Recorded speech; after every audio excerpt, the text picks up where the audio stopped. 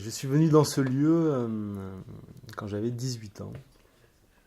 J'ai- D'ailleurs, ça fait partie d'ailleurs de mes souvenirs marquants, donc, puisque c'était pendant les répétitions de la Cerisée, et je suis rentré dans, dans, dans cet endroit. J'ai souvenir d'y avoir vu beaucoup de couleurs, donc c'était les répétitions de la Cerisée en costume, en lumière, et donc j'ai un souvenir complètement émerveillé de ce moment, de cette entrée dans cette boîte à théâtre. Que lorsque nous avions joué la cerisée, Vincent a eu la bonne idée aussi de nous donner à boire de la vodka. Mais donc moi je jouais à l'époque le rôle de l'Opakine, donc je buvais à peine une gorgée, mais chaque fois que je me retournais à la fin, il n'y avait plus un brin de vodka. Tous les autres comédiens sifflaient la bouteille de vodka. Pour les premières, il y avait une personne qui nous avait aidé à traduire les chansons russes. Et cette personne nous avait proposé de faire une fête russe après la première. Donc il y avait ce qu'il fallait, les blinis, etc. Et la vodka. Et je crois que c'est la première fois où j'ai embrassé quelqu'un sur la bouche, mais ce n'était pas une partenaire féminine, c'était mon collègue Gilbert Chiron. Voilà. Alors si le théâtre amène à embrasser ben voilà, il faut donner de sa personne. Voilà. Mais parmi nous, on était nombreux, encore une fois. C'était un travail en grand groupe. Il y en avait qui jouaient pour la première fois. Donc il y avait un trac monumental. Et puis il y avait les anciens qui n'avaient pas peut-être complètement le trac, mais qui aimaient bien faire la fête. Donc je pense qu'il y a une bouteille de vodka qui était prévue pour l'après-spectacle, qui a été subtilisée. Et donc sur le plateau et en coulisses, la vodka a coulé comme il fallait. Si bien qu'au troisième acte, c'est la fête. Il n'y avait pas beaucoup de difficultés à faire la fête. Il y en avait plusieurs qui étaient déjà bien entamés. Et après, on a fait la vraie fête russe. Donc on était vraiment, là aussi, spectacle vivant, mais vivant, c'était du vrai. On ne faisait pas semblant. Voilà. Il y a eu les trois pièces de Giono que Vincent a mises en scène. Et je crois qu'il en a fait guère plus. C'était ces trois. Il a écrit beaucoup de livres, mais il a fait trois pièces de théâtre: Le lanceur de graines, Le bout de la route et La femme du boulanger. Et je découvre Giono qui, lui, magnifie le territoire. Et je découvre la Provence en même temps, avec une association de chantier qui s'appelle Alpes de Lumière. Et je découvre notamment le Contadour, avec le Serpent d'étoiles, les collines avec le gars, etc. Et donc, pour la centenaire de naissance de Giono, je dis, on va faire quelque chose, on va restaurer cette très belle bergerie de Thérèse. Et à la fin de la restauration des bergeries, avec les jeunes, on a eu 4 chantiers, on a fait la couverture de la bergerie à Lode, qui soit absolument extraordinaire, qu'il faut aller voir.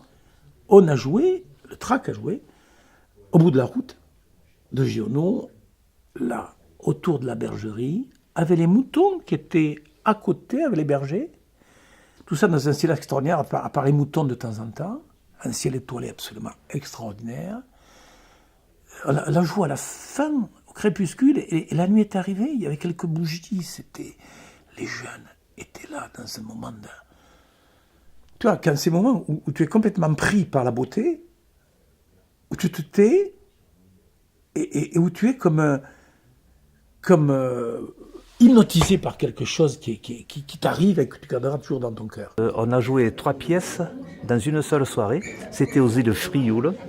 On a commencé Le soleil se couchait et on a fini Le soleil se levait. On avait joué les trois pièces d'affilée et entre chaque, je crois au moins la première, il y avait un michoui. Surtout que là aussi j'en ai un bon souvenir parce qu'on a joué 3 jours de suite.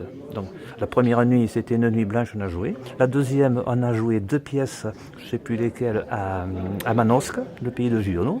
Et le lendemain, le troisième jour, on a joué à Champollion, dans un pré, dans un site naturel extraordinaire. Et là aussi, bon, c'est ces 3 jours et ces 3 pièces qu'on avait jouées ensemble, j'en ai un très bon souvenir. Dans le lanceur de graines, je faisais le colporteur.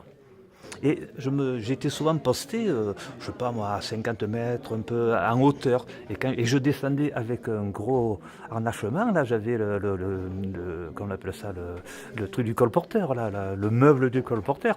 Donc, en chantant une chanson corse que j'adore. Et il n'y avait pas de problème.